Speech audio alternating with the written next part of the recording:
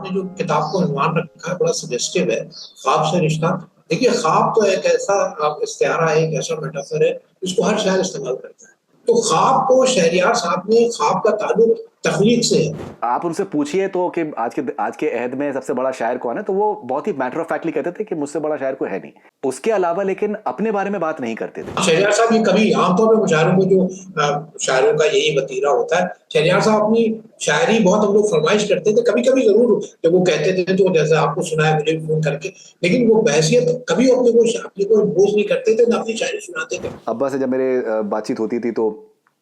एक बार उन्होंने जिक्र किया कि जो उनकी एक मशहूर गज़ल है और जो गमन में इस्तेमाल हुई, सीने में जलन आंखों में तूफान सा क्यों है, इस शहर में हर शख्स परेशान सा क्यों है। तो अब्बा ने कहा कि इस गज़ल में या इस शेर में जो शायरी है वो एक लफ्ज़ से आती है और अल्फाज से आती है और वो है सा। तो मुझे लगता है उनकी नज़्में जो है दे आर इक्वली पावरफुल। और जब भी उर्दू नज़्म की तारीफ लिखी जाती है तो उसमें शहरयार गज़लों में भी ज़ाहिर ज़िक्र होता है, उसमें कोई ज़ाहिर कहने की बात नहीं, लेकिन वैसे नज़्म वो भी ऐसे शायर उर्दू में बहुत कम हैं। शाफिक खिदवाई साहब, बहुत बहुत शुक्रिया आपका रेख्ता पे ज्वाइन करने के लिए, बहुत बहुत शुक्रिया आपका। शुक्रिया, आपका भी शुक्रिया, रेख्ता वालों को भी शुक्रिया कि उन्होंने शहरयार साहब के सिलसिले में जो किताब आ रही है उस पे एक मुज़ाकरे का एहतमाम किया। और सो शाफिक साहब, मुझे याद है कि मेरी आपसे मुलाकात हुई थी कुछ साल पहले और आपने मुझे बताया था कि अब्बा का जो एक शेर है, आसमां कुछ भी नहीं अब तेरे करने के लिए, मैंने सब तैयारियां कर ली हैं मरने के लिए। और आपने मुझे बताया था कि जो इसका बज़ाहिर जो इसके मायने हैं, अम, उसके उसके अलावा उसमें सर्टन कॉनोटेटिव मीनिंग है, which is also important. And अब्बा की शायरी में जो एक ये एक खासियत थी, और किसी भी आई थिंक बड़ी शायरी में वो खासियत होती है कि पढ़ने वाले जो उसके कारी हैं वो अपने हिसाब से अपने लिहाज से उसके मायने तलाश कर सकते हैं। ये कितनी बड़ी एक क्वालिटी थी अब्बा की शायरी की। ये शहरयार साहब की बहुत ख़ास क्वालिटी थी, जिस शेर का आपने ज़िक्र किया, आसमां अब कुछ भी नहीं तेरे करने के लिए, मैंने सब तैयारियां कर ली मरने के लिए। ये जब शहरयार साहब अपने मौलिक मर्ज़ में मुब्तला थे, तब ये शेर जागरण में छपा और एक आगे शहरयार साहब को ज़ाहिर है मौलिक मर्ज़ है, तो उसी की तरफ ये शेर इशारा कर रहा है। तो उसी दिन फिर उसके बाद जब डिस्कशन हुआ तो मैंने कहा देखिए, शहरयार साहब जो बड़ा शायर होता है, जो अहम शायर होते हैं, जो चाहे बड़े शायर होते हैं, वो जो ज़ाती वारदात जिसको आपको लगती है, शख्सी हवाले होते हैं, उसको एक तरह का एक मैं कहता हूँ कि एक तरह की यूनिवर्सल ट्रुथ बना के पेश करते हैं। देखिए, इक़बाल ने कहा था तू शब आफ़रीदी चिराग आफ़रीदा, तूने अल्लाह को मुख़ातिब करके कहा कि तूने रात बनाई और मैंने चिराग बनाया। तू अयाग आफ़रीदी सफ़ाल आफ़रीदी, तूने जो है मिट्टी बनाई, मैंने उससे चिराग बनाया, है ना? मैंने उससे सफ़ाल प्याला बनाया। तो ये क्या मतलब है? मतलब ये क्रिएशन का जो अमल है, इंसान जो है उसमें खुदा का शरीक है। उस क्रिएशन के अमल को इंसान बढ़ा रहा है। अब शहरयार साहब नई सेंसिबिलिटी के शायर हैं। वो ये कह रहे हैं कि इंसान जो है, अब वो बज़ाहिर कह रहे हैं आसमां कुछ भी नहीं तेरे करने के लिए, ये जो क्रिएशन का अमल है, इसके साथ-साथ एक डिस्ट्रक्शन का जो अमल होता है, उसमें भी इंसान जो है वो पूरी तरह से शरीक होता है। शहरयार साहब का जो शेर है लग रहा है कि अब ज़ाहिर है मैं बीमार हो गया हूँ, अब आसमान मैं खुद ही जब भी कोई भी तकलीफ होती है, कुछ भी होता है, तो हम कहते हैं आसमान क्या सितम करता है, क़यामत कौन लाता है? आसमान की तरफ से आती है। तो कह रहे हैं कि अब जो है मैंने सब तैयारियां कर ली मरने के लिए। इंडिविजुअल का मतलब ये है कि अब हमने अब नेपा बम बना लिया, हमने ओजोन लेयर खत्म कर दी, तो अब हमें पढ़ने के लिए या क़यामत के लिए खुदा की तरफ देखने की जरूरत नहीं, खुद ही अपने को जो है बर्बाद कर लेंगे। तो इंसान को जो खुद बर्बाद करने की जो कैफियत है, तो शख्सी हवाला लग रहा है कि शहरयार साहब अपने बारे में, अपनी बीमारी के बारे में कह रहे हैं, लेकिन यूनिवर्सल ट्रुथ है। इंसान ने अब वहां पे पहुंच गया है कि उसको किसी क़यामत के लिए, परले के लिए, आफत नागहानी के लिए खुदा का इंतजार करने की जरूरत नहीं, वो खुद ही कैपेबल हो गया। तो ये जो आपका सवाल है बहुत अहमियत रखता है कि हर बड़ा शायर जो है अपने शख्सी हवाले को एक लाजमानी एक ट्रांसेंड करता है अपने हैत से और अपनी तकालीफ से। शहरयार साहब की ये खूबी थी उनकी शायरी में कि आप उनके बहुत मशहूर मकबूल शेर हैं, उसमें भी अगर आपको लग रहा हो कि कोई पर्सनल रेफरेंस है, तो पर्सनल ना होकर वो एक नई तरह की आपको हमेशा आने वाले ज़माने में, अब जैसे है ना, जब भी पढ़ा जाएगा तो पढ़ा जाएगा इंसान के अंदर खुद को डिस्ट्रक्शन की जो क्वालिटी है उसकी तरफ शहरयार साहब इशारा कर रहे हैं। तो ये बड़ी शायरी की खूबी होती है जो हमारे अहद में शहरयार साहब ने उसको इस फ़र्ज़ को और जो शायरी के जो जैसा आप कह रहे थे पेनिट्रेटिव मीनिंग्स होते हैं, एक लफ्ज़ के सामने के डेनोटेटिव मीनिंग होते हैं जिसको लुग़वी मानी कहते हैं, और एक उसके जो पीछे जो मायने होते हैं उसको बयान करना होता है, जिसको दलालती ताबीर उर्दू में कहते हैं, कन्वर्टिव मीनिंग अंग्रेजी में कहते हैं। तो शहरयार साहब ने बहुत बज़ाहिर शहरयार साहब ने तराकीब इस्तेमाल कर दी और जो इस्तिआरे हैं वो है उनके यहाँ, लेकिन जो कन्वर्सेशनल वर्ड्स जो होते हैं, जो आपको लगता है बिल्कुल सामने के अल्फाज हैं, उसके पीछे क्या पूरी एक कायनात है, वर्ड भी वो जो स्पोकन वर्ड है उसमें तरह की इमीडिएसी होती है। तो इमीडिएसी के पीछे जो कनोटेशंस हैं, उसके जो पूरे तलाज़ुमात हैं, वही शहरयार साहब की शायरी का मुझे लगता है कि बुनियादी वस्फ़ है। जी, तो एक अब्बा का शेर था कि ये जब है कि ख्वाब से रिश्ता है हमारा, दिन ढलते ही दिल डूबने लगता है हमारा। तो फारूकी साहब को ये शेर बहुत पसंद था और इनफैक्ट मैंने फिर डिसाइड किया कि ये हम उसका जो उन्वान रखेंगे किताब का, वो ख्वाब से रिश्ता रखेंगे। जो एक आई थिंक जो एक गहराई है इस शेर में,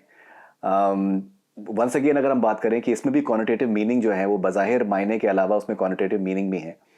आप कैसे देखते हैं इस पर्टिकुलर शेर को? ये जो शेर आपने जो किताब को उन्वान रखा है बड़ा सजेस्टिव है, ख्वाब से रिश्ता। देखिए, ख्वाब तो एक ऐसा इस्तिआरा है, एक ऐसा मेटाफर है जिसको हर शायर इस्तेमाल करता है, हर शायर ने इस्तेमाल किया है। शहरयार साहब के तो ख्वाब का मतलब आदर्श है,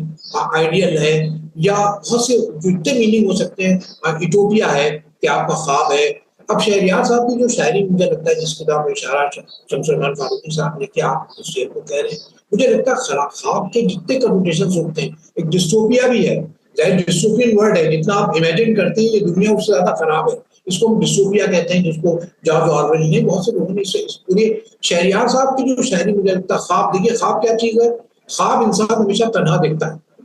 यानी जिंदगी करने का ख्वाब में कोई शरीक नहीं होता आपका। तो ख्वाब को शहरयार साहब ने, ख्वाब का ताल्लुक तखलीक से है ना, रात का, ख्वाब का, आँख का, शहरयार साहब की पूरी शायरी का जो मंजरनामा है, ये बहुत उनके की वर्ड्स हैं। तो ख्वाब जो है उनको कहते हैं, जिसको अंग्रेजी में कहते हैं सेंट्रल मेटाफर है, एक तंजीमी इख्तियार है जो ख्वाब से मुताल्लिक, यानी ख्वाब जो है वो सिर्फ आदर्श की नुमाइंदगी नहीं करता या आपके खुशाइन जिंदगी की नुमाइंदगी नहीं करता, बल्कि आपके जो अंदर इनर पोटेंशियलिटी है उसको उसको सामने लाने की कोशिश करता है। और शहरयार साहब ने बहुत इस शेर के अलावा बहुत से, ख्वाब देखो कि हकीकत, ख्वाब देखो कि हकीकत से पशेमानी न हो, दिल परेशान हो मगर आंख में हैरानी न हो, है ना। तो ख्वाब और हकीकत जो है उनके यहाँ कोई दो अलग चीजें नहीं है, बल्कि ख्वाब के जरिए, जबान के जरिए, देखिए शहरयार साहब की शायरी क्या है, शहरयार साहब ने शायरी के अल्फाज के जरिए, देखिए हकीकत क्या है, हकीकत वो नहीं है जो बज़ाहिर दिखती है, अल्फाज के जरिए आप हकीकत को फन करते हैं। Just in order to fulfil your cultural needs we create reality, and कैसे क्रिएट करते हैं रियलिटी? Through words. तो ख्वाब और रियलिटी दोनों, ख्वाब भी आप देखते हैं और रियलिटी जो है आप जबान के जरिए कायम करते हैं। तो उसके बीच में एक जिसको कहते हैं कोऑर्डिनेशन, या दोनों को तताबुक उर्दू में एक लफ्ज है, उसमें हम तलाश करते हैं। तो शहरयार साहब ने हर शायर, अगर आप कोई भी शायर को देखें तो ख्वाब का बहुत इस्तेमाल किया गया, लेकिन शहरयार साहब ने जिस तरह से गालिब का तमाशा है, तमाशे के लफ्ज के जितने करोड़, तमाशा कर रहे महवे आईनादारी, तुझे तुझे किस तमन्ना से हम देखते, देखने हम भी गए थे पर तमाशा न हुआ। तो हर जगह ख्वाब जो है वो बिल्कुल एक नया तमाशा गालिब ने इस्तेमाल किया, बड़े बड़े इकबाल ने बहुत से ऐसे अल्फाज इस्तेमाल किए। शहरयार साहब की, चाहे वो पहले इसमें आजम से लेकर और अभी उनका कुलियात छपा है, आपने जिक्र किया है, चाहे 7-8 मजमून की शायद में, तो उसमें एक कंसिस्टेंसी है कि ख्वाब से मुताल्लिक ये नहीं कि कहीं ख्वाब जो है वो कहीं बंद हो गया है, कि कहीं ख्वाब का दर बंद है जिसको उनको साहित्य अकेडमी अवार्ड मिला है, वो भी ख्वाब का दर बंद करते हैं। तो क्या मतलब है ख्वाब का दर का मतलब? ये जो आपका क्रिएटिविटी जो है, एक क्रिएटिव जो एक बाउंडनेस का, एक बांझपन का एहसास होता है, ख्वाब का दर बंद है कि जब ख्वाब कब देखता है आदमी, तो तन्हाई में देखता है, फिर तन्हाई से तख्लीक का ताल्लुक, क्रिएशन का ताल्लुक रात से भी होता है। रात डार्कनेस नहीं है, रात क्या है? रात एक तरह की आपको आपकी इनर पोटेंशियलिटी को सामने लाती है। ख्वाब, रात, आंख और इसके जितने कनोटेशंस होते हैं, उससे शहरयार साहब ने अपनी शायरी में एक नया मंजरनामा पेश किया। और मुझे लगता है कि ये शहरयार, देखिए जो बड़ा शायर है, आप तो खुद सिंगर हैं, आपने बहुत शहरयार साहब की गज़लें, बहुत से गज़लें गए। शहरयार साहब ने देखिए जो आम लफ्ज होते हैं उनको इस्तेमाल किया। आप जानते हैं वादी सुर होता है ना, संवादी सुर होता है, एक सुर होता है जो विवादी सुर होता है। यानी जो अल्फाज हैं, सभी लोग अल्फाज इस्तेमाल कर रहे हैं, सब सामने के लफ्ज इस्तेमाल हो रहे हैं या पीछे के लफ्ज, लेकिन संवादी और वादी सुर के साथ साथ जो एक, मुझे लगता है जो विवादी सुर होता है, जैसे आप राग दरबारी है, राग दरबारी क्या है, वो गलबे का है ना, ट्रिम का और एक तरह की विक्ट्री का एक है राग है, आप उससे कहीं ज्यादा बेहतर जानते हैं, मैं तो शुरू से बात कर रहा हूँ, आप तो उसके प्रैक्टिशनर है, तो उसमें एक सुर उदासी का भी है ना, जो उदासी का सुर है, बड़ा शायर जो है वो कहीं ना कहीं ये विवादी सुर लगाता है, और वो अल्फाज के जरिए, देखिए अल्फाज क्या है, शहरियार साहब की शायरी मुझे लगता है ख्वाब के अलावा उनकी शायरी की मुझे लगता है जो बुनियादी जो हवाला है, देखिए अल्फाज तो सन्नाटा खत्म करते हैं, जब आप बोलते हैं तो सन्नाटे को खत्म करते हैं, अल्फाज के जरिए सन्नाटा कैसे कायम किया जाए, यानी जब आप अल्फाज, देखिए बड़ी शायरी क्या करती है, अल्फाज के जरिए आपको आप सन्नाटा जो है वो कायम करती है। शहरियार साहब ने एक नज्म, उसको आपने आपने यहाँ जिक्र भी किया है, उसको इंतखाब में जाहिर आपने जो नज्म की उसमें नज्म देखिए, उसकी नज्म है, शहरियार साहब ने अल्फाज के जरिए देखिए कैसे सन्नाटे का एहसास किया है, तो जदीद दौर का अलमिया है वो उन्होंने बयान किया, उनकी नज्म है, बहुत बोल भी हुई है, नई शायरी का बुनियादी हवाला बना, एक तो दायरे नया अमृत उनकी बहुत मशहूर नज्म हुई थी, फिर एक नज्म जिसका नाम है स्टिल लाइफ। जी। स्टिल लाइफ क्या है, फूल पत्तियां शाखें, होठ हाथ और आंखें, मौजे हूँ सदाए दिल, महताब और सूरज, मुंजमिद है सब के सब, वक्त की कमा में अब तीरी नहीं कोई। देखिए कितने अल्फाज इस्तेमाल हुए हैं, यानी इस दुनिया के भी और जो जाहिर है आपके जो मरई अल्फाज, जो गैर मरई अल्फाज है, महताब सूरज फूल पत्तियां शाखें, ये सब बयान कर रहे हैं क्या, ये अल्फाज देखिए इस्तेमाल हो रहे हैं, लेकिन अल्टीमेट क्या है, इसके पीछे गहरा सन्नाटा है जो आपकी शख्सियत के किसी पहलू को आपके सामने लाता है। बड़ी शायरी क्या होती है, बड़ी शायरी आपके शख्सियत के कोई ऐसे पहलू जिससे आप वाकिफ नहीं, उसके सामने आपको रूबरू करती है और एक गहरे सन्नाटे का एहसास कराती है। तो शहरियार साहब की शायरी में मुझे लगता है कन्वर्सेशन वर्ड्स के जरिए या कहीं कहीं अल्फाज जो उन्होंने तराकीब इस्तेमाल की, इश्तिहार इस्तेमाल किए, उसके पीछे यानी अल्फाज के जरिए आपको सन्नाटे तक पहुंचाना कि आप अपनी आपके अंदर का जो आपके अंदर की जो ख्वाहिशात हैं, आपकी जो दरपर्दा ख्वाहिशात हैं, वो कैसे पर्सनिफाई हो, वो आपके सामने कैसे आए, शहरियार साहब की शायरी ये बुनियादी तौर पर हमें बताती है, इसीलिए शहरियार साहब की शायरी ट्रेवल कर रही है, यानी जगह जगह अगर आप शहरियार साहब को पढ़ें और आपकी नई शायरी में आप देखें तो देखिए जो आम आम बोलचाल के अल्फाज हैं, या कहीं कहीं बिल्कुल लगता है कि जैसे लगता है नज्म में बिल्कुल आम तौर पे, अब इफ्तिखार आरिफ साहब बड़े फारसी और फारसी तराकीब इस्तेमाल करते हैं और बहुत तराकीब इस्तेमाल कर, बहुत खूबसूरत शायरी है उनकी, एक नज्म उन्हीं में पढ़ रहा था, उसमें बिल्कुल नज्म है उसकी, उसका उसमें मिसरा आता है, और अब दिन ही कितने रह गए,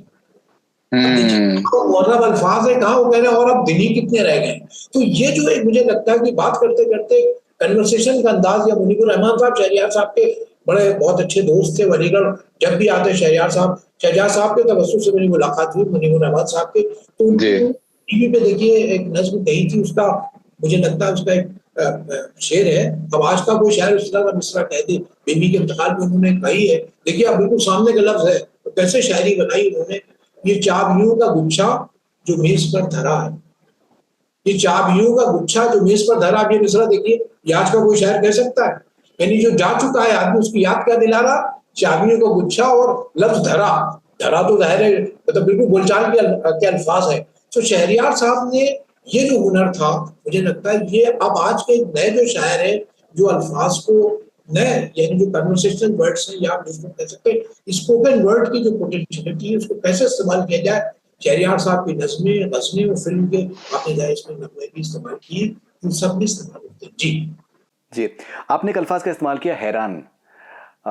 एक मिसरा है अब्बा का कि हासिल सहरे जहाँ कुछ नहीं हैरानी है, तो मेरे उनसे इत्तेफाक की बात है, मतलब मुझे लगता है मेरी खुशकिस्मती थी कि उनके इंतकाल से करीबन 15-20 साल पहले जब भी अब्बा कुछ लिखते थे सबसे पहले मुझको सुनाते थे, तो बहुत से उनसे तबादला ख्याल होते थे, तो हमेशा वो एक बात कहते थे कि शेर वो अच्छा है कि जिसको लिखने के बाद जब आप पढ़ें तो आपको हैरान कर दे कि यार मैंने ये कैसे लिख दिया, बिल्कुल आपको खुद को हैरानी हो जाए। ये जो एक खासियत थी अब्बा की कि कुछ ना कुछ नया कहते रहना, प्रोज में नहीं लिखा, मतलब पब्लिश नहीं कराया। जाहिर सी बात है, उनके मज़ामीन आए हैं और उन्होंने एडिट करे हैं काफ़ी मैगजीन्स, लेकिन कभी भी ये उनका कोई भी उनको ख्वाब नहीं था कि मेरी सवानें छपे या फिर मेरी कोई मैं कभी कोई नॉवेल लिखूं या फिर मैं कोई कहानी लिखूं। तो एक ही चीज़ करना है, लेकिन अच्छे से करना है, ये उनका एक ख्वाल हमेशा होता था। आपने कोट भी तो किया उसे। जी, तो कैसे देखते हैं आप इस चीज़ को कि ये एक हमेशा एक जद्दोजहद रहना कि कुछ ना कुछ हैरान करते रहें, और उसके साथ में बहुत ही दिलचस्प चीज़ थी उनकी जो शख्सियत की एक बहुत ही आई थिंक खास पहलू था, जो कि आपने बहुत करीबी से देखा है, बेनियाजी, कि किसी चीज़ के पीछे नहीं भागना है, हैरान करना है, कुछ ना कुछ नया कहना है, लेकिन पीछे नहीं भागना है। ये कैसे आप देखते हैं, ये एक कंट्रास्ट को इनकी शख्सियत में? और ये आपने बहुत अच्छा पॉइंट, उनकी शायरी को समझने के लिए बहुत अहम है। आपकी तरह क्या हैरान, देखिए हैरान के दो तीन कनोटेशन से, एक हैरान आपको ताजुब के माने होते हैं, एक हैरान आपको, अब जो एक मैजिशियन है वो भी आपको हैरान करता है ना। जी, ये बिल्कुल। तरह के जिसको आप गिमिक्स होते हैं वो भी आपको हैरान करते हैं, और बहुत से ऐसे गेम्स होते हैं जो आपको हैरान करते हैं। लेकिन शायरी आपको किस तरह से हैरान करती है? शायरी उस तरह से हैरान नहीं करती जो गोगिया पाशा आपको तमाशा दिखा के हैरान करता है ना। शहरियार साहब ने भी खेल खत्म हुआ, किश्तियां डुबोने का, है ना, खुश होने का, गम का जिक्र करते हैं, फिर ये बताते हैं ये जो हैरानी का तस्वुर है वो आपको जो फितरत के जो बड़े मज़ाहिर है, इंसान से बड़ा ज़ाहिर है कोई फिनोमेना नहीं है, तो उसके अंदर की जो एक अनएक्सपेक्टेड क्या चीजें हो सकती हैं, जो आप ह्यूमन साइकी के शहरियार साहब कैसे हैरान कराते हैं। ये नहीं बताते हैं कि साहब कोई गिमिक है, बल्कि आपकी शख्सियत के आप भी जिससे वाकिफ नहीं है, यानी वो पहलू आपको दिखाते हैं, अनएक्सपेक्टेड पहलू जो आपके हिडन चीजें हैं जिनसे आप खुद भी वाकिफ नहीं है, वो आपके सामने लाते हैं। शहरियार साहब बहुत उनका जिक्र करते थे, पाकिस्तान के एक शायर है सलीम अहमद, उनका देखिए है एक अमीर मीनाई की बहुत मशहूर गजल है, आपने भी बहुत सुनी होगी, हो सकता गाई भी हो, सरकती जाए उससे नकाब आहिस्ता, ऑफ कोर्स बड़ी बहुत मशहूर गजल है। उसमें देखिए सलीम अहमद का एक शेर है, बज़ाहिर जाहिर है, मतलब उसका पढ़ता हूँ, फिजा लेती है हर शय का हिसाब आहिस्ता आहिस्ता, उतरते हैं जमीनों पर अजाब आहिस्ता आहिस्ता। अब देखिए शहरियार साहब इस हैरानी की बात कर रहे हैं, देखिए सलीम अहमद ने भी उसी हैरानी को आपके अंदर पैदा किया। कैसे? अब यही फिजा लेती है हर शय का हिसाब आहिस्ता आहिस्ता, किसी को क्या दिलों को भी खबर होने नहीं पाती, किसी को क्या दिलों को भी खबर होने नहीं पाती, बदल जाती है चश्मे इंतखाब आहिस्ता आहिस्ता। किस एक लम्हे में आदमी, किस एक लम्हे में आप बहुत किसी से अच्छे ताल्लुकात में, किसी एक लम्हे में आपको कोई एक बात बुरी लगी, उसी पूरे आपकी जिंदगी से निकल जाता है, तो इससे आप खुद भी वाकिफ नहीं कि अगले लम्हे में इंसान आपकी जिंदगी से अलग हो गया, है ना। तो ये जो हैरानी है ना कि आप पे कितना आपका लॉन्ग चेरिश रिलेशन है, लेकिन एक लम्हा लगता है, तो वो लम्हा ये आपके अंदर है, ये हैरान करने वाली आपके अंदर एक खूबी है, जिसको सलीम अहमद कह रहे हैं। वो शहरियार में बहुत अपनी हैरानी इस तरह से कोई इंसानी सरिश्त में, ह्यूमन साइकी में जो एक तरह का जिसको आप एक्सपेक्ट नहीं कर सकते, अनएक्सपेक्टेड चीजें जो होती हैं, उसके जरिए वो हैरान किया। वो हैरानी नहीं है क्या कोई बहुत बड़ा कोई हादसा हो गया, उसमें भी वो हैरानी होती है आपको, अनएक्सपेक्टेड चीजें, लेकिन आपकी जो दाखिली दुनिया है, जो आपकी इनर लाइफ है, उसमें कैसे हैरानी, फितरत के बड़े मज़ाहिर हैं। एक साहब ने लिखा कि जो शायरी वहां पड़े हो पैदा होती, बड़ी शायरी जहाँ फितरत के बड़े बड़े मज़ाहिर हो, मतलब आप बम्बई में रहते हैं, वहाँ समंदर है ना, या कोई आप देख रहे हैं डेजर्ट है, या बड़े बड़े बर्फ के मैदान है, तो ये आपको इंसान को छोटे होने का एहसास कराते हैं, है ना, कि आप बड़े बड़े। शहरियार साहब ने ये जो एक ये ज्योग्राफिकल कन्फर्मेशंस का इंसान के अंदर जो कायनात है, उसके अंदर जो हैरान होने की जो कैफियत है, इससे आप बज़ाहिर आपको लगता है कि आपकी शख्सियत का हिस्सा नहीं है, हम इसको बहुत प्यार करते हैं, कभी हमारी जिंदगी से नहीं जाएगा, लेकिन वो कौन सी ऐसी बात होती है जो आपको बुरी लगी और वो आप बिल्कुल उससे अलग हो गए, जब ये कैफियत आप पे पैदा होगी तो आप एक हैरानी की एक कैफियत होगी, और हैरानी में एक तरह की सरखुशी, यानी हैरान आपको परेशान भी करना, परेशानी और हैरानी दोनों एक चीज नहीं है, हैरान होना और परेशान होना और शशदर होना, ये सब जाहिर उर्दू के अल्फाज है, आप सबको वाकिफ है। तो उनके शहरियार साहब के अंदर जो हैरानी है वो आपको अपनी शख्सियत के किसी पहलू से वाकिफ कराती है, यदि आपको अपनी जात के बारे में कोई ना कोई इल्म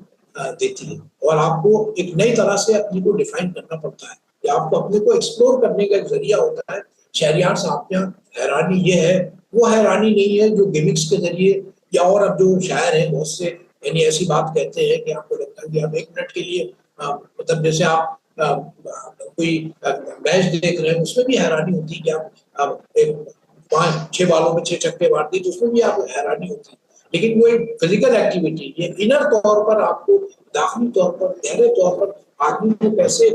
शेप करता है इमोशनली, और फिर आप नए तरह से अपना सफर शुरू करते हैं। ये शहरयार साहब की शायरी मुझे लगता है बहुत बुनियादी सिफत है। एक उनकी छोटी जी सी नज़्म को आपने कोट भी की है, बहुत छोटी सी नज़्म है। देखिए, माइल व करम है रातें, वाह, आंखों से माइल व करम है रातें, आंखों से आंखों से कहो आंखों से कहो आप मांगे, ख्वाबों के सिवा जो चाहे। अब ये देखिए जो चाहे। आदमी की क्या कैफियत है, यानी इंसान सो रहा है, अब आंखें क्या है कि सो जाए आदमी, ख्वाब देखे, अब ख्वाब जब देखेगा तो है उसको सुकून मिलेगा। लेकिन कह रहे रातें मेहरबान है, यानी हर वो सामान है, लेकिन आपको हैरानी, ये जो हैरानी कैफियत है, माइल व करम है रातें, आंखों से कहो आप मांगे, ख्वाबों के सिवा जो चाहे। यानी इंसान तमाम आसाइशें उसके सामने मौजूद है, लेकिन वो उस तरफ नहीं जा रहा है, बल्कि एक नए तरह से अपने को एक्सप्लोर कर रहा है। ये शहरयार साहब की शायरी को मुझे लगता है बुनियादी हवाला है, जिसमें जो आपने, इसमें करीब 70 गजलें हैं आपकी और 50 नज़्में हैं और 19 नग़्मे हैं। तो आपने जो इंतखाब किया शहरयार साहब का, मैं उसको जाहिर है आपने भेजी थी वो किताब, तो मैंने उसको देखा, उसमें मुख्तलिफ जो शेड्स हैं शहरयार साहब के वो तो खैर नहीं है, लेकिन जो उनकी शायरी का जो बुनियादी हवाला है, जैसे रात है, ख्वाब है, या हैरान करने की कैफियत है, या कहीं कहीं आयरनी का बहुत अच्छा उन्होंने इस्तेमाल किया है, बहुत वो सब ज्यादा। वहाँ वो बहुत, मतलब आज की जो सूरत हाल है, जैसे उनकी नज्म है ना नया अमृत, बहुत मशहूर है, जी उसमें राइट, उसमें जो चीजें, तो ये इंतखाब बड़ी मुझे सबूत। लगता है बहुत अहम होगा शहरयार साहब की शायरी को समझने, खासतौर से जो हिंदू तबका हिंदी पढ़ने वाले लोग हैं, एक वाइडर रीडरशिप। शहरयार साहब का एक पहले शायद अंग्रेजी हिंदी में आ भी चुके हैं मजमूआ, लेकिन इंतखाब नहीं आया, इंतखाब इस लिहाज से बहुत अहम होगा। जी जी अब शाफी साहब, आप जब बातें कर रहे हैं, मेरे मेरे जहन में इतने सवाल आते जा रहे हैं और मुझे लगता है कि वो लोग जो हैं वो उसके बारे में जानना चाहेंगे। मैं एक एक करके मैं आता हूँ। जैसे मैंने जो आपसे पिछला जो मैंने सवाल जो पूछा था, बेनियाजी जो उनकी शख्सियत का एक पहलू था, मैं इस वजह से आपसे पूछना चाह रहा हूँ बिकॉज आपने उनके साथ में काम भी किया है, और वो उनकी ना सिर्फ उनकी शायरी का एक बहुत अहम पहलू था, बट उनकी वो शख्सियत का भी बहुत अहम पहलू था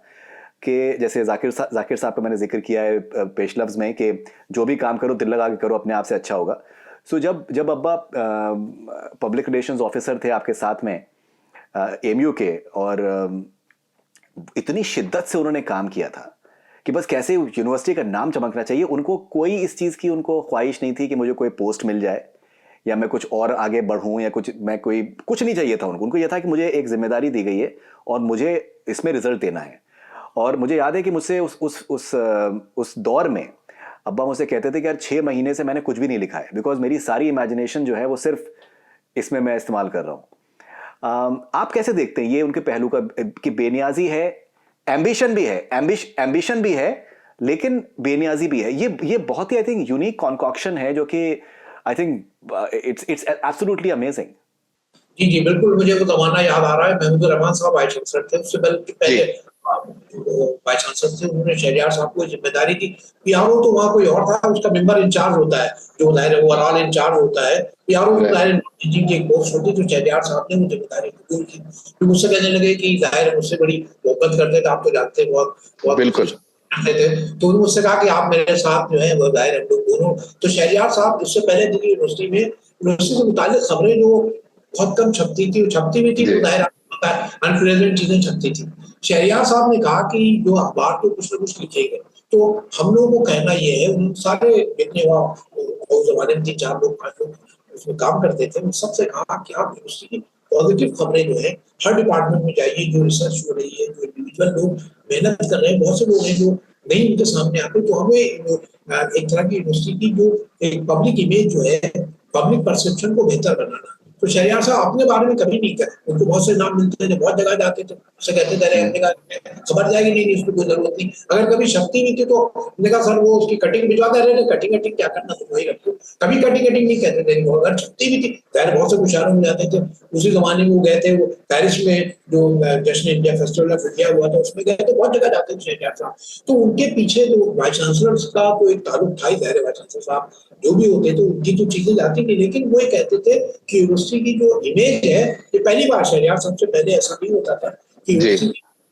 पॉजिटिव इमेज जो थी, हम जो वहाँ के लोकल अखबार छपते थे या अंग्रेजी, शहरयार साहब का नाम बहुत बड़ा था, तो शहरयार साहब की जो कि उससे अगर शहरयार साहब किसी को फोन कर देते थे, जब पता चलता है शहरयार साहब के इसके इंचार्ज उनकी खबरें जाती थी, पहले खबरें बहुत कम छपती थी, तो शहरयार साहब के नाम की वजह से ज़ाहिर महमूद रहमान साहब, ये सब लोग उनसे ज़ाहिर बहुत ज़ाहिर उनका इतना आदमी कद इतना बुलंद था कि सारे जितने बड़े हिंदी के भी जो अदीब थे सब उनसे वाकिफ थे। उर्दू वाले तो खैर वाकिफ होते ही, अंग्रेजी के भी लोग शहरयार साहब अपनी जात से बहुत बेनियाज थे, उन सब चीजों में शायरी में ही कंसर्न थे। और फिर वो जब ज़ाहिर पीआर ऑफिस में काम कर, जब वो इंचार्ज थे ज़ाहिर, उनके साथ मुझे काम करने का मौका मिला, तो वो बहुत मतलब इन चीजों पे ध्यान देते थे कि यूनिवर्सिटी की जो इमेज हो वो बेहतर हो, और लोग हम लोगों के बारे में, यूनिवर्सिटी के बारे में जब खबर छपती, कोई अच्छी खबर तो छपती नहीं, ये हमेशा नेगेटिव खबरें छपती थी। उनका पॉजिटिव इमेज तो शहरयार साहब 5-6 साल उसके 4-5 साल उसके इंचार्ज रहे, तो उन्होंने बिल्कुल नए तरह से, और फिर जो जिसकी खबर छपती थी उनको कटिंग भिजवाते थे, उनको मोटिवेट करते थे कि आप लोग रिसर्च की, आपका पेपर नहीं छपा है। बहुत से लोग शाही होते, नहीं आना चाहते, तो हम लोग को मेल से कहते थे आप जाइए, उनकी खबरें शाये करें, लेकिन वो यूनिवर्सिटी के कॉस्ट में, यूनिवर्सिटी के अकाउंट में ना हो। शहरयार साहब अपने बारे में, उनके बारे में बहुत सी चीजें छपती रहती थी, बहुत सी जगह जाना होता था, बहुत से सेमिनारों में जाते थे, मुशायरे में बहुत जाते थे, तो मुशायरे की कभी खबर नहीं भेजते थे। और ऑर्डिनरी टीचर अगर कोई पेपर पढ़ने मुरादाबाद जा रहा तो उसकी खबर छप रही, शहरयार साहब पेरिस जा रहे हैं, दूसरी जगह जा रहे हैं, तो थोड़ी सी खबर जाती, तो शहरयार साहब मुशायरे में तो बहुत जाते थे, लेकिन ज़ाहिर तो वो इस तरह की अपनी खबरें तो नहीं, लेकिन दूसरों की खबरों को जरूर अहमियत देते थे, ताकि यूनिवर्सिटी को पता चले कि यहाँ कितने टैलेंटेड लोग हैं, कितने क्रिएटिव लोग हैं, और हिंदुस्तान की जो कलेक्टिव लाइफ है उसमें क्या कंट्रीब्यूशन है यूनिवर्सिटी, इसको चाहिए। बिल्कुल जी, एक एक नज़्म अब्बा की थी जो कि मुझे मुझे मुझे बहुत ज़ाती तौर पे मुझे बहुत पसंद है, हिंदुस्तानी दानिश्वरों के नाम के। चलते चलते रेंगने वाले ये लोग, रेंगने में इनके वो दमखम नहीं, लगता है ज़िल्लतें इनको मुस्तहक़ मिक़दार से कुछ कम मिली। एक बहुत ही आई थिंक बहुत ही ख़ास जो पहलू अब्बा की शख्सियत का और शायरी का था, वो कहते थे उसके बारे में कि मौजू पे नहीं लिखता हूँ, कि अगर अगर राइट्स होंगे, दंगे हो रहे हैं, तो शायर क्या करते हैं कि उनको लगता है कि इसके ऊपर लिखने से जो है फ़ायदा होगा, अगले मुशायरे में सुनाएंगे तो लोगों को एक कॉन्टेक्स्ट होगा, और अभी हाल फिलहाल की चीज़ है तो उसको उसको जो है वो वाहवाही मिलेगी। तो कभी भी मौजू के ऊपर नहीं लिखते थे, लेकिन उनकी शायरी में बहुत बार जो है वो एक बहुत ही शार्प कमेंट सोसाइटी के ऊपर, या फिर इंटेलेक्चुअल्स के ऊपर, या फिर और बाकी सब जो कुछ भी हो रहा है उसके बारे में वो करते थे। ये आप इस पहलू को आप कैसे देखते हैं? बिकॉज मुझे लगता है कि एज अ परफॉर्मिंग आर्टिस्ट ये एक तरीके का रिस्क है कि आप जो एक जिस चीज़ में आपको आसानी से आपको दाद मिल सकती है, वो आप रास्ता ना अपना के आप अपनी बात कहना चाह रहे हैं। और ऐसी बात नहीं है कि आपको फिक्र नहीं है, आपको फिक्र है, लेकिन आप अपने अंदाज में कह रहे हैं उसको। बिल्कुल नहीं, ये भी बहुत अच्छा सवाल है। शहरयार साहब मुशायरे में जाते थे, और जैसा आप जिक्र कर रहे थे, मुशायरे में दाद इसी तरह की मौज़ूआती शायरी में मिलती है, जो सामने की चीजें वो कह दीजिए। और देखिए, जो शायरी पसंद की जाती है वो इनिशियल रिस्पॉन्स की शायरी होती है। जैसे ही आप पढ़े फौरन लोगों के मुंह से वाह वाह निकलने लगे, यही वो शायरी है ना, जो इनिशियल रिस्पॉन्स की जिसको हम शायरी कहते हैं, वो मुशायरे में मकबूल होती है। शहरयार साहब जाते थे, लेकिन वो कभी इनिशियल रिस्पॉन्स की शायरी वो करते, मतलब जो आपको बिल्कुल लगेगा फौरन। मुश्ताक यूसुफी ने एक अपनी किताब में जुमला लिखा है कि वो एक दफा लालू खेत में मुशायरा हुआ, तो मुझे पहला मौका था कि वो मिज़ाह-निगार ज़ाहिर थे, मुश्ताक यूसुफी साहब हमारे हैत के सबसे बड़े मिज़ाह-निगार थे, उनको बुलाया गया लालू खेत में, लाहौर में मुशायरा। तो गए वहाँ, तो कहने के मैं एक शायर 10,000 का मजमा था, वो एक शायर एक शेर पढ़ा, वो जैसे ही एक मिसरा पढ़ा, वो 10,000 मजमा, 10,000 का जो मजमा था, वाह वाह नारे तहसीन बुलंद करने लगा। तो मुझसे बर्दाश्त हुआ, मेरे सामने माइक था, तो मैंने माइक पे कहा, खुदा की कसम जो चीज बैक वक्त 10,000 लोगों की समझ में आ जाए वो शेर नहीं हो सकता। पहला मौका था कि शोराए अज़्ज़ाम और सामईन कराम दोनों ने मुझे हूट किया। वो कहा कि ये कैसे, तो मैंने माइक पे आया, मैंने कहा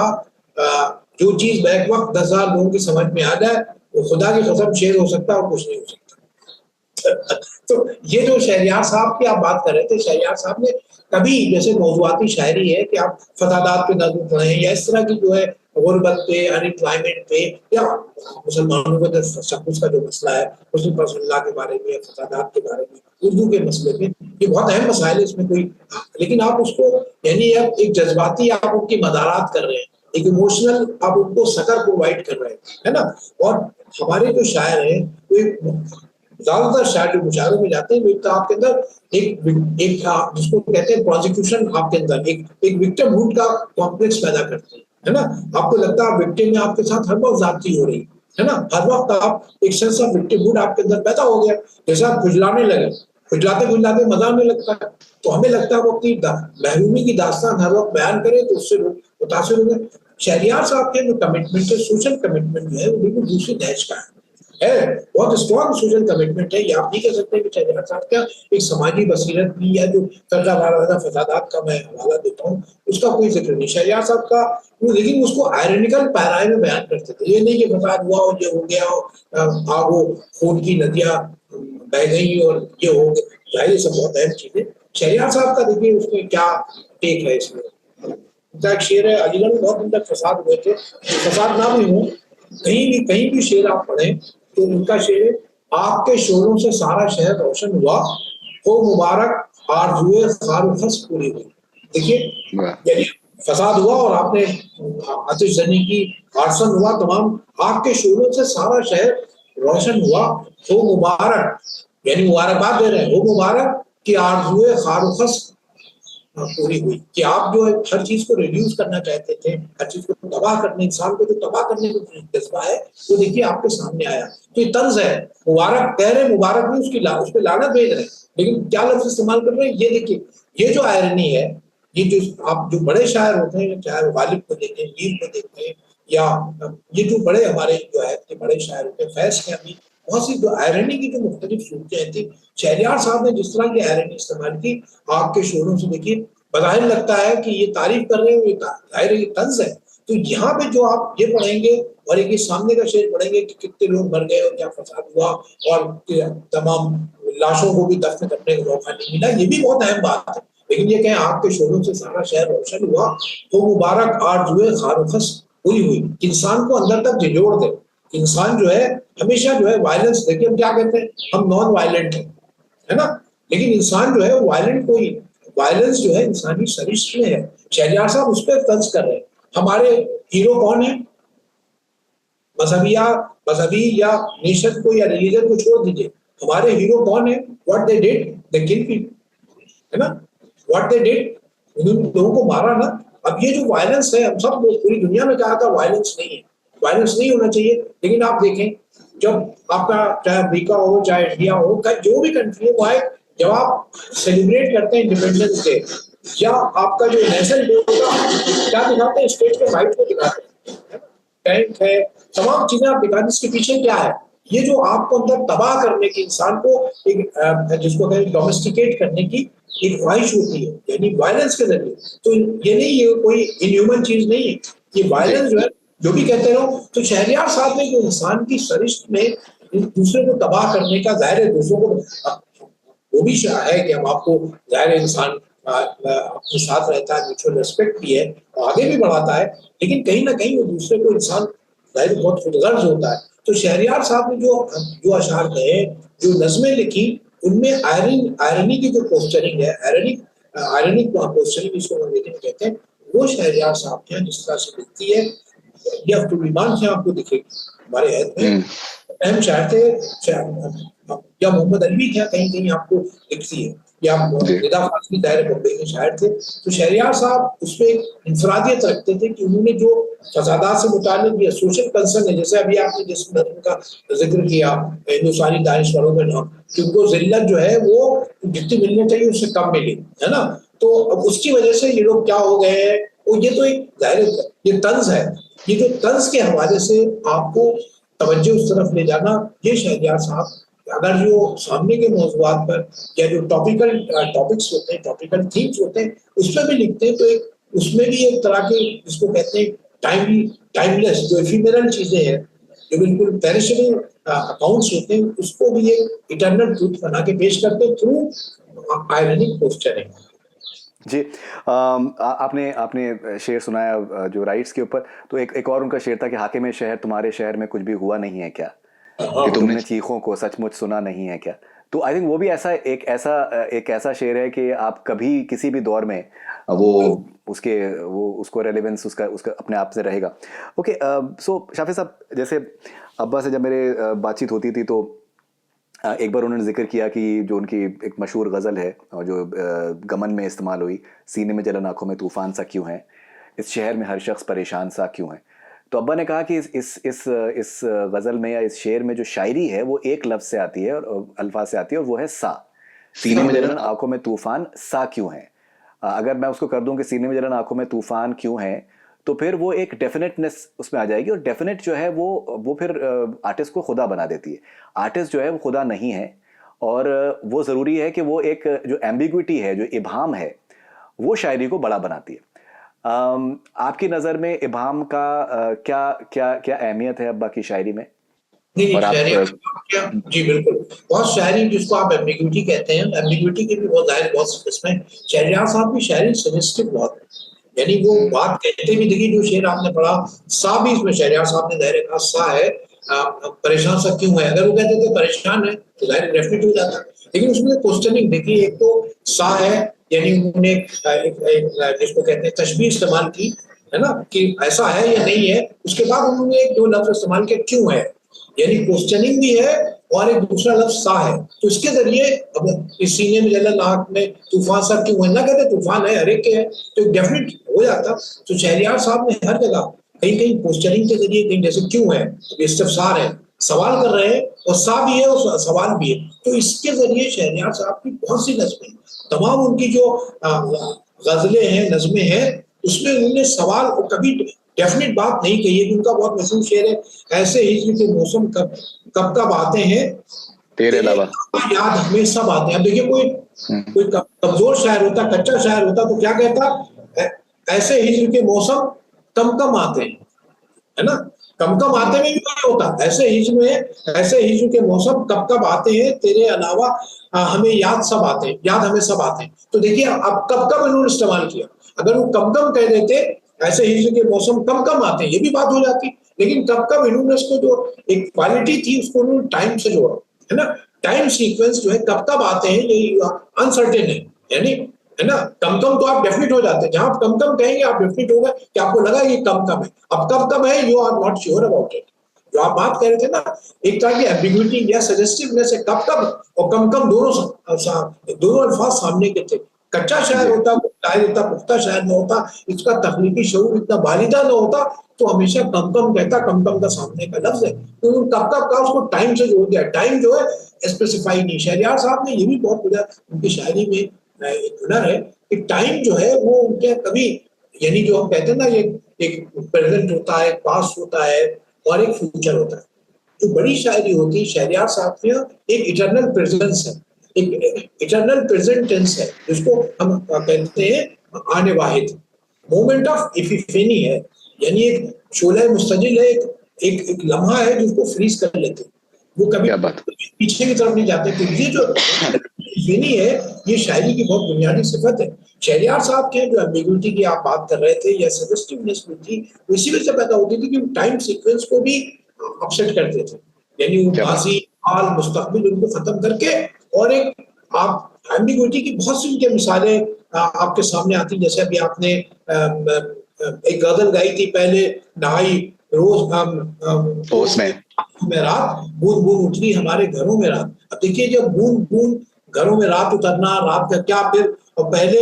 देखिए ओस, और फिर ओस भी जाहिर पानी है, और आंसू भी पानी है, और रात जो है वो, इन तीनों चीजों को तखलीक से उसका ताल्लुक है। तो यहाँ भी जिसको आप समझ रहे हैं कि वो सामने का शेर है या पूरी बात हो रही है, वहां भी शहरयार साहब बहुत गैप छोड़ देते हैं, जो जिसको कहते हैं ना गैप तो खारी बढ़ता है। जो शहरयार साहब की बहुत सी नज़मों पे मैंने अंग्रेजी में कुछ चीजें लिखी, तो मुझे लगता है उनकी नज़में अनफिनिश्ड है ना, अनफिनिश्ड मिसरे भी है, अनफिनिश्ड, जिसको आप कहते हैं फाइन, जब आप फिनिश करते हैं, जैसे आप अभी कह रहे थे ना, एक डेफिनेट हो जाते हैं। तो शहरयार साहब की शायरी हमेशा ऑप्शंस ओपन रखती है, यानी कभी आप जिसको कहते हैं इम्प्रॉबेबल, जो भी आपको लगेगा इम्प्रॉबेबल है वो भी आपको लगता है, उनकी शायरी पढ़े तो आपको प्रोबेबल लगेगा। तो शहरयार साहब की मजमूए खासतौर से उनकी नज्मों में, शहर साहब गजलों की वजह से ज्यादा मशहूर हुए आमतौर पर, तो मुझे लगता है उनकी नज्में जो है दे आर इक्वली पावरफुल। और जब भी उर्दू नज्म की तारीफ लिखी जाती है तो उसमें शहरयार, गजलों में भी जाहिर जिक्र होता है, उसमें कोई जाहिर कहने की बात नहीं, लेकिन वैसे नज्म वो भी, ऐसे शायर उर्दू में बहुत कम है जिनका नज्म और गजल दोनों में इख्तिसास है, उसके बुनियादी हवाला और उनके जो बुनियादी कंसर्न हैं, चाहे आप नज्म पढ़े या गजल पढ़े, तो एम्बिग्विटी कभी आपको उनके स्टेटमेंट की शायरी नहीं है। जो सामने के जज्बे होते हैं उस पर शहरयार साहब मुझसे भी कहते थे, अगर मुझे किसी को गुस्सा है, मान लिए फरीदून से अगर गुस्सा, फरीदून में गुस्सा कर रहे तो आपको डांट देंगे। कहा अगर मुझे डांटना होगा, किसी को गुस्सा करना होगा, तो मैं कभी शेर नहीं कहूंगा, मैं वैसे ही कह दूंगा, है ना। जो चीज रिएक्शन होता है, कहते हैं मैं आपका मुझसे क्या, मैं तुमसे नाराज होऊंगा तो नाराज हो जाऊंगा, किसी से भी नाराज हो जाऊंगा। जो चीज मैं कह सकता हूँ प्रोज में या सामने कह सकता हूँ, उसमें मैं कभी शायरी नहीं करता हूँ, है ना। तो वो जब डायल्यूट हो जाता है, उसका जो तासुर आपके अंदर रह जाता है, जो है ना इंप्रेशन, जो आपके लास्टिंग इंप्रेशन है, उसको जो सामने के जज्बे होते हैं, जिसको किसी को डांटना है, किसी से बुरा मानना, किसी को किसी मोहब्बत का इजहार करना है, ये कहा बिल्कुल सामने की चीजें मैं कभी फौरी तौर पर बेमहाबा चीजों का इजहार नहीं करता हूँ। उसको एक तरह का डिलेड रिस्पॉन्स होता है शहरयार साहब का हमेशा, और वो डिलेड रिस्पॉन्स ही जो है वो एम्बिग्विटी की डिफरेंट इम्कानात, जिसको विभाग कहते हैं, वो आपके सामने लाते हैं। बहुत ही दिलचस्प सी एक बात ये थी कि अगर अगर किसी को किसी के ऊपर अगर गज़ल लिखते थे या नज़्म लिखते थे, तो उसमें कोई बज़ाहिर तारीफ का पहलू सामने नहीं होता था। जैसे कि नारंग साहब के ऊपर जो गज़ल उनके आई थिंक उनके लिए लिखी थी, वो तो बहुत खैर मशहूर हुई। और उसके अलावा इवन बहुत से और लोगों के ऊपर जो जो हमारे जानने वाले हैं, रिजवान साहब अब्बा के बहुत करीबी दोस्त थे, उनके रज़मी भाई के इंतकाल पे जो जो नज़्म जो उन्होंने अब्बा ने लिखा था। मुझे याद है कि हम अब्बा के एक बहुत अच्छे दोस्त थे, हम लोग के फैमिली फ्रेंड थे, रफ़तुल्लाह चौधरी साहब, डॉक्टर रफ़तुल्लाह चौधरी साहब। तो उनका जब इंतकाल हुआ तो मुझे याद है कि जाहिर सी बात है अब्बा को बहुत ज़्यादा उसमें तकलीफ़ हुई थी, और अब्बा ने उनके उनके उनके ऊपर एक नज़्म लिखी, उन्होंने मुझे सुनाई। अब वो आपको याद होगा कि वो एक जर्नल आता था, आलिम नकवी साहब उसको चलाते थे यूनिवर्सिटी में, तो वहाँ पर वो उसको पब्लिश होना था, तो अब्बा ने फिर उसको नहीं दिया। अब्बा ने फिर कुछ और लिखा, बोले यार वो मुझे पसंद नहीं आई, मैं कुछ और लिखूं। तो वो एक तो बहुत ही हार्ड क्रिटिक थे अपने ऊपर, खुद के ऊपर, तो वो एक बहुत ही दिलचस्प पहलू था। एनीवे, आई थिंक बात करने जाएंगे तो मुझे लगता है कि घंटों हम लोग को चाहिए। मैं एक और आपसे बिकॉज सिंस आप बहुत करीब से जानते थे अब्बा को, तो ये आप इसके ऊपर रोशनी डाल सकते हैं। मुझे इस चीज़ का, देखिए क्या होता है कि हमें फ़ख्र बहुत सी चीज़ों का है अब्बा के ऊपर। मुझे ज़ाती तौर पे एक ख़ास जो पहलू का बहुत बहुत फ़ख्र है, वो ये है कि अब्बा अपनी तारीफ़ खुद नहीं करते थे। मतलब आप उनसे पूछिए तो कि आज के अहद में सबसे बड़ा शायर कौन है, तो वो बहुत ही मैटर ऑफ फैक्टली कहते थे कि मुझसे बड़ा शायर कोई है नहीं। उसके अलावा लेकिन अपने बारे में बात नहीं करते थे। ये एक बहुत ही आई थिंक मखसूस सा उनकी शख्सियत के पहलू था कि दूसरों के शेर सुनाते थे, दूसरों के लतीफ़े सुनाते थे। अब जैसे उनका एक मुनीर नियाज़ी साहब का शेर है जो अक्सर सुनाते थे, मुझे बहुत मुझे पसंद था कि एक और दरिया का सामना था मुनीर मुझको, मैं एक दरिया के पार उतरा तो मैंने देखा। तो मुनीर नियाज़ी साहब को बहुत पसंद करते थे, इरफान सिद्दीकी साहब को बहुत पसंद करते थे, मौदलवी साहब को बहुत पसंद करते थे, नासिर काज़मी को कभी कोट करते थे। ये आप कैसे देखते हैं कि, और एक मुझे लगता है कि बहुत ही खुद एतमाद आर्टिस्ट वही ऐसा कर सकता है कि वो दूसरे शायरों का और इतने कॉन्फिडेंस से वो सामने रखें उनके कलाम को। आप कैसे देखते हैं इसको? And I find it very unique, it's a very unique trait. बिल्कुल, ये बहुत अहम बात है। देखिए जो शायर होते हैं वो ज्यादातर अपने बारे में जिक्र करते हैं, अपनी शायरी के बारे में। जैसे आप उनके पास गए, उनका तो फौरन गजलें अपनी सुनाना पड़ेगा। शहरयार साहब ये कभी आमतौर पर मुशायरों को, जो शायरों का यही वतीरा होता है, शहरयार साहब अपनी शायरी बहुत हम लोग फरमाइश करते थे, कभी कभी जरूर जब वो कहते थे तो जैसे आपको सुनाया मुझे भी फोन करके, लेकिन वो बहसियत कभी अपने को इम्पोज नहीं करते थे, ना अपनी शायरी सुनाते थे। मुनीर नियाज़ी का आपने जिक्र है, नियाज़ी के बहुत कायल थे, अहमद मुश्ताक के बहुत से शेर सुनाते थे। अहमद मुश्ताक भी बहुत पसंदीदा शायर थे, इरफान सिद्दीकी, इन सबकी शायरी सुनाते थे और अपनी शायरी का हवाला बहुत कम देते थे, और ये बिल्कुल एक अजीब रवैया है। आज के ज़माने में लोग उसको तसव्वुर नहीं कर सकते कि दूसरों के बहुत से हम लोगों को बहुत से देखो ये उनकी किताब शायद हुई थी अहमद मुश्ताक की, और फारूकी साहब ने शायद की थी। तो उन्होंने उनका कुलियात छपा था, कुलियात जो छपा कुलियात, तो उन्होंने शहरयार साहब ने 10 कापियां मंगवाई। बता अपना अपना कुलियात छपवा के देते तो बात अलग है, वो छपा 10 कापी मुझे भी दी, अभी उनके दस्तखत से मेरी वाइफ को भी जाहिर उसे भी शाइस्ता उनका नाम, उनसे भी बहुत वो करते थे, तो जो लिखा उसमें लिखा शाफी और शाइस्ता के लिए। तो मतलब कम से कम 10 लोगों उन्होंने किसके अहमद मुश्ताक का कुलियात फारूकी साहब से कीमत दे के मंगवाया। ये बहुत बड़ी बात है, ये कोई शायर करता नहीं, अपना अपने मजमुआ देता है, या अब तो कहते हैं नहीं नहीं आप खरीद लीजिए, है ना, जाके ले लीजिए। शहरयार साहब में ये बहुत खास बात थी कि अपने को अपनी शायरी के तई बहुत संजीदा थे, और लेकिन वो अपनी शायरी को कभी बोझ नहीं करते थे। आमतौर पर जो बातें की जाती हैं, जैसे आजकल बहुत से शायर होते हैं, हम लोग मजाक में कहते थे, साहब से पूछा गया कि आप ये बताइए आप उनके बारे में, कैफी आजमी के बारे में क्या ख्याल है, सरदार जाफरी के बारे में क्या ख्याल है, शहरयार के बारे में क्या ख्याल है, भाई गैर के बहुत अहम शायर है। उनका भाई ये कौन लोग हैं, मेरा मामला तो मीर गालिब से है। ये उन शायर का जवाब था कि ये सरदार जाफरी की शायरी के बारे में आपका क्या ख्याल है, शहरयार के बारे में, बुलबुल नियाज़ी के बारे में, इन लोगों के बारे में आपका क्या ख्याल है, उनके कंटेम्परेरी शायर थे। तो उनका क्या जवाब था, देखिए ऐसे माशरे में हम लोग हैं, तो उनका भाई ये लोग तो कौन है ये मुझे ज्यादा नहीं पता, लेकिन मेरा मामला मीर गालिब से है। तो अब देखिए ये मुआशरा था, ये उर्दू का ये भी एक मुआशरा था। वहां शहरयार साहब अपनी शायरी को बिल्कुल, अपनी शायरी के तई बहुत वो जाहिर है कॉन्शियस भी थे, लेकिन वो कभी सुनाते नहीं थे इस तरह से कि अपने अपने हर मौके बेमौका मौका हर हर जगह अपने शेर पढ़े। बहुत तकल्लुफ से, आपने मुशायरे में भी सुना होगा, बहुत तकल्लुफ से वो शेर पढ़ते थे। और आज के जैसे मतलब एक ड्रामा होता है, परफॉर्मेंस होता है कि अपनी एक बार शेर सुनाएंगे, फिर 10 बार पढ़ेंगे, फिर एक बात जुमला कहेंगे। शहरयार साहब ये दांत के तालिब होते थे, देखिए मैंने मिसरा कहा है, आज तक किसी ने बात नहीं की, या हाथ जोड़ते थे कि साहब इस मिसरे में। शहरयार साहब ना मुशायरे में करते थे, मुशायरे में जाते थे, जरूर जाते थे, लेकिन वो ये जो एक शायर का अपने को खुदनुमाई जिसको कहते हैं, अपने को नुमाया करने की सिफत है, ये मैं देखता था शायरी की तरह पे भी, शायरी की सतह पे भी, यूनिवर्सिटी में बहुत जाहिर बहुत अहम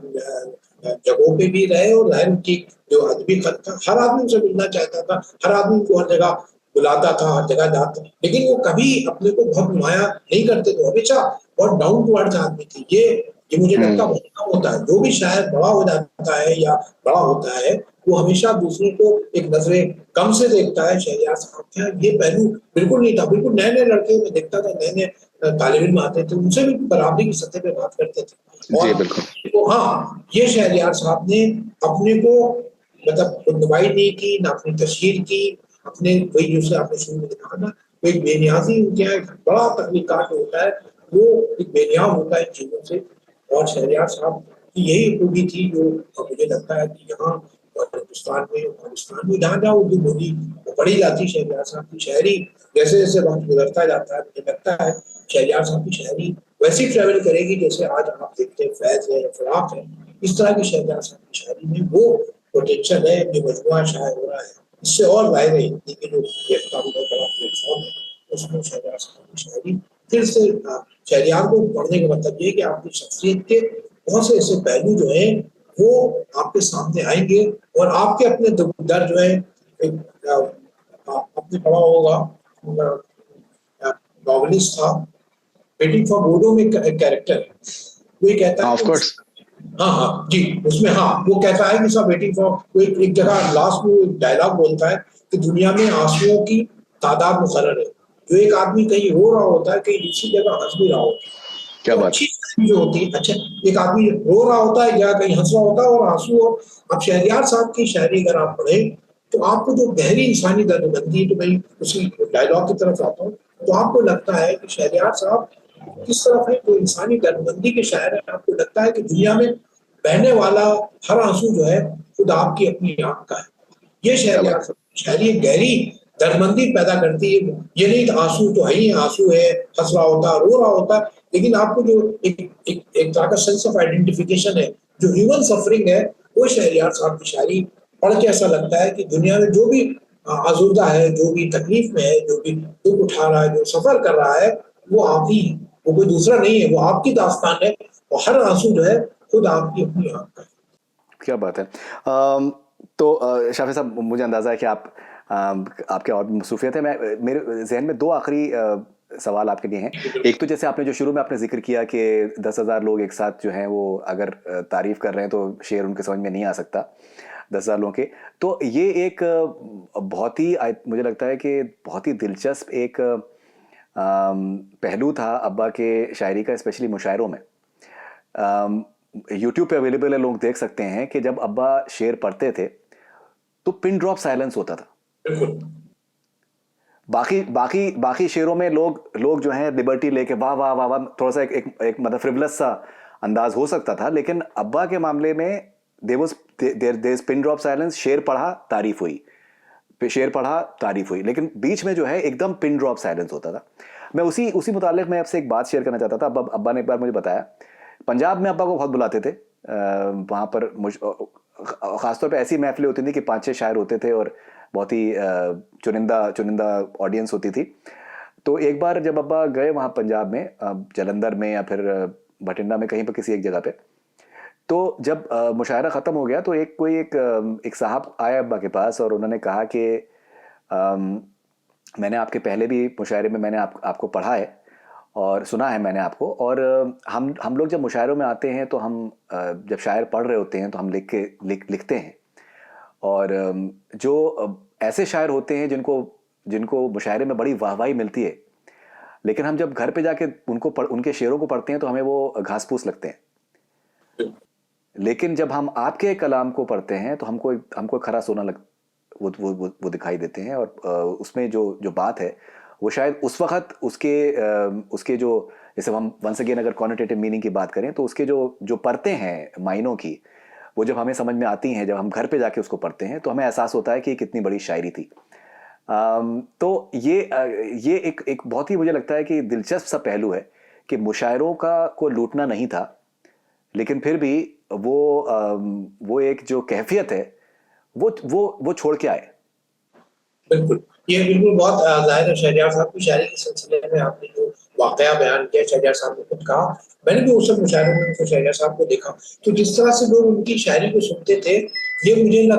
ऐसा नहीं होता जैसा आप कह रहे थे ना, वाह वाह वाह वाह, तो खैर बाद में होती थी, लेकिन एक गहरे तफक्कुर में और गहरे सन्नाटे में उनको छोड़ देते थे और लगता था कि अपने को आप डिस्कवर कर रहे हैं। बहुत सी शहरयार साहब ने ये जो उनकी शायरी खूबी थी कि जैसे मैं कह रहा था ना, इनिशियल रिस्पॉन्स की शायरी है ना, शाम को उड़ते हुए परिंदे अच्छे लगे हमको, एक रूमानी तस्वुर है, जब आप पढ़ेंगे तो एक सॉफ्ट रिस्पॉन्स है। ये फौरन जैसे आप पढ़ेंगे आपको फौरन कुछ रूमानी चीजें याद आ जाएंगी, शाम को उड़ते हुए परिंदे अच्छे लगे, या शाम को परिंदे लौट रहे हैं, ये सब सामने की चीजें। शहरयार साहब अगर सामने की बात भी बताते थे, सामने की अगर कोई आपको लगता था सामने की जो हकीकत है, उसको भी इस पैराए में अदा करते थे। और देखिए मुफर्रस अल्फाज अगर आप देखें, तराकीब देखें, या बहुत से ये शहरयार साहब का ये जो शायराना जबान के जो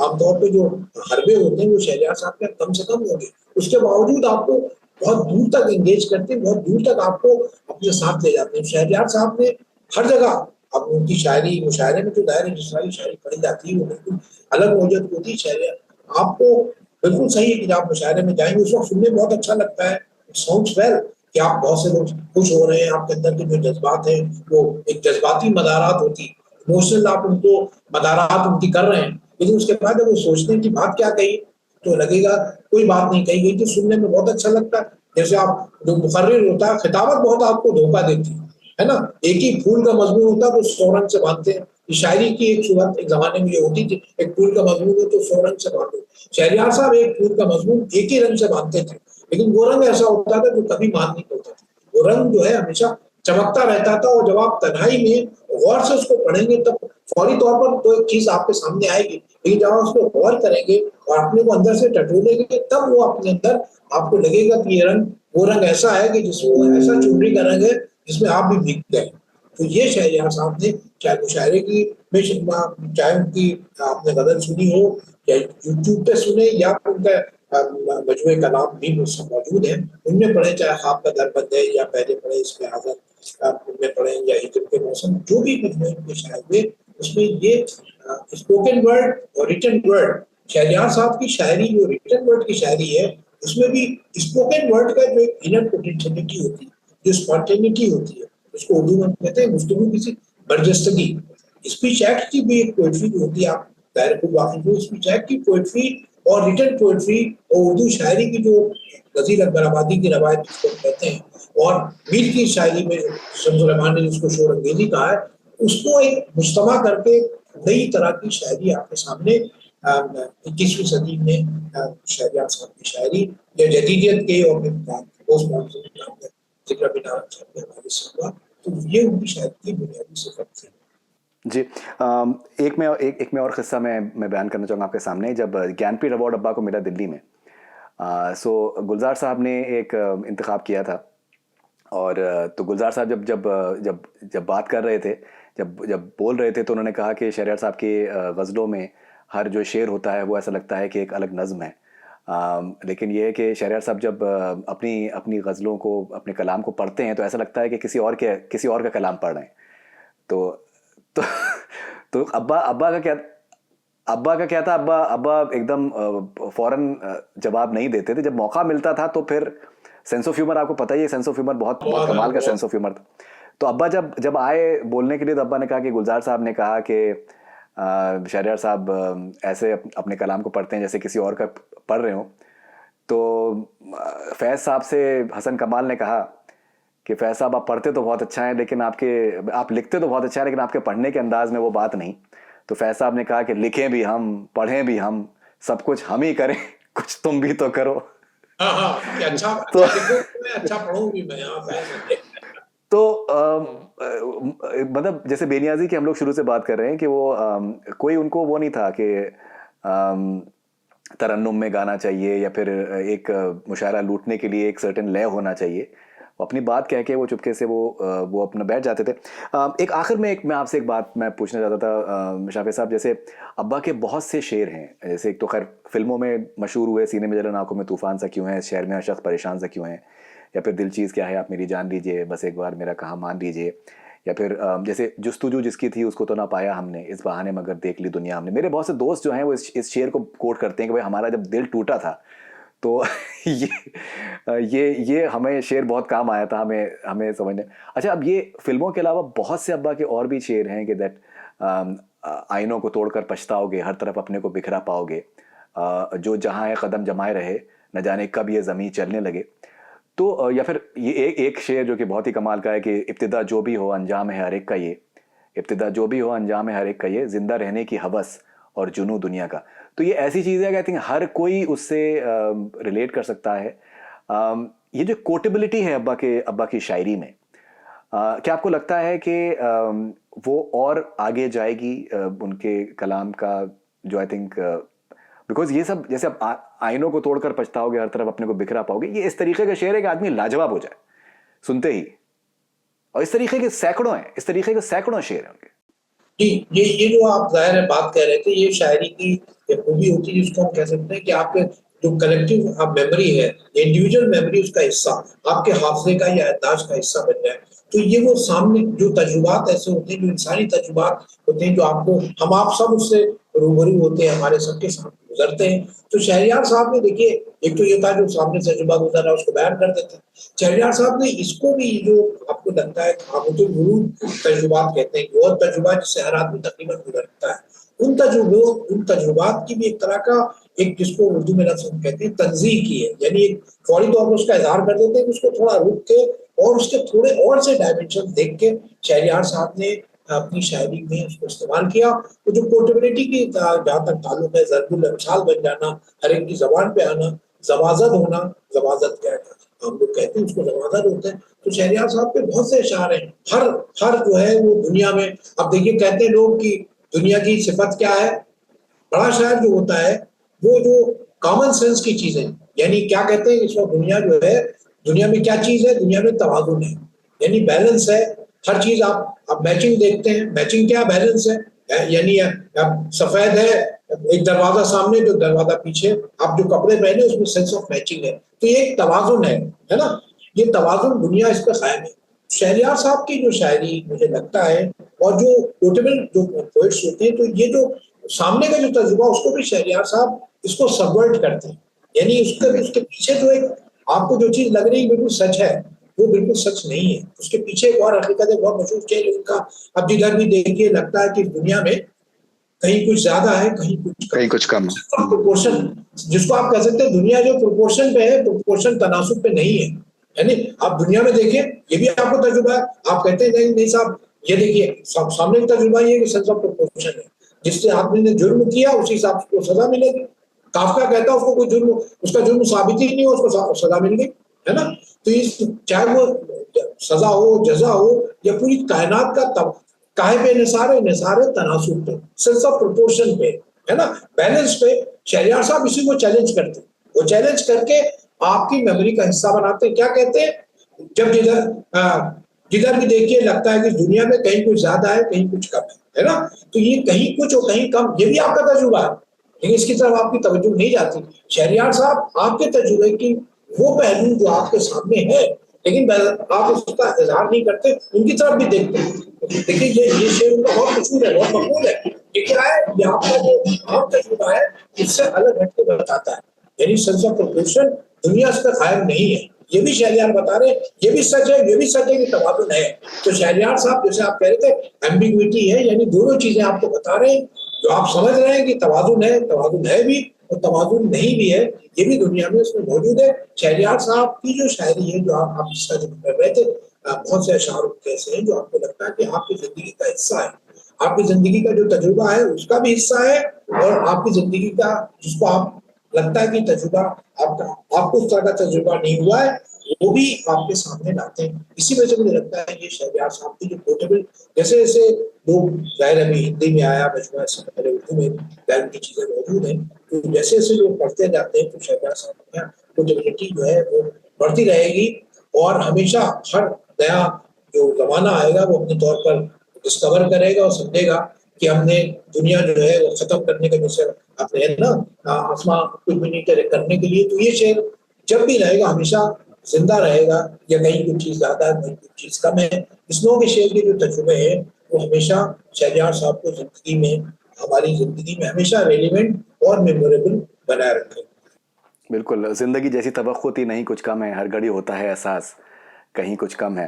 शाफिर साहब बहुत बहुत शुक्रिया आपके वक्त के लिए। अभी घंटों बात कर सकता हूँ मैं आपसे, बिकॉज आपसे बात हो रही है तो परतें निकल के आ रही हैं, बिकॉज मुझे अंदाज़ा है कि सर्टेन चीज़ों का जो कॉनिटेशंस हैं वो आपको उसका इल्म है, तो आपसे बात करने में और मज़ा आएगा उसके बारे में। लेकिन बहुत बहुत शुक्रिया आपके वक्त के लिए। और बड़ा अच्छा लगा शहरयार साहब से भी के हम लोगों ने याद ताज़ा की, और आपसे भी, शायद आप खुद भी अंग्रेजी के अकम्प्लिश शायर हैं, तो आपका मजमूआ भी शायर हुआ, जाहिर लेगेसी है, जबान बदल गई लेकिन जाहिर है शायरी का जो एक जो विरासत है वो आप बड़ी अच्छी तरह उसको निभा रहे हैं, और जाहिर उसमें भी, सिंगिंग में भी, और हर तरह से फाइन आर्ट्स में तो सब चीजें हैं। बहुत बहुत शुक्रिया। थैंक यू सो मच, बहुत शुक्रिया।